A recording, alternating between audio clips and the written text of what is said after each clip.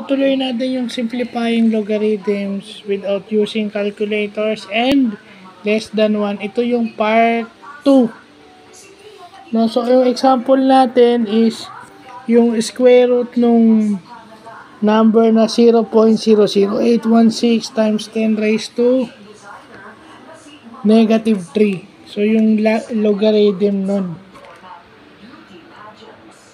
So, syempre, kailangan natin kabisaduhin yung power law ng logarithm, yung exponent lalagay sa gilid, ibababa, and then yung adding,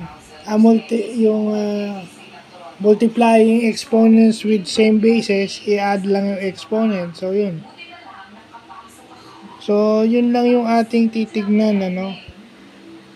Plus, looking at the calculator kung ano yung dapat natin na ginagawa. So, ito yung mga bagay na natututunan natin ngayon, weekend, pero ito yung mga bagong natututunan natin, ano. Ito talaga yon.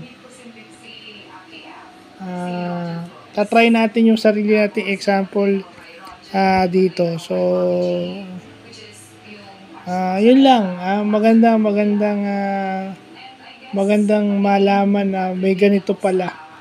Kaya mas appreciated natin na na-invento na yung scientific calculator. Kasi tingnan nyo, improvement din ng logic eh. Logic and yung paggamit ng yung pagiging tama ang titignan mo sa logarithmic table. Kabisado mo yung rules of exponents, laws of logarithm, at saka yung values. Yung tamang pagtingin ng value sa logarithmic table. Tamang paghanap. So, yun yung natitrain sa atin na simulation ng lookup table sa computer. So, yun lang po.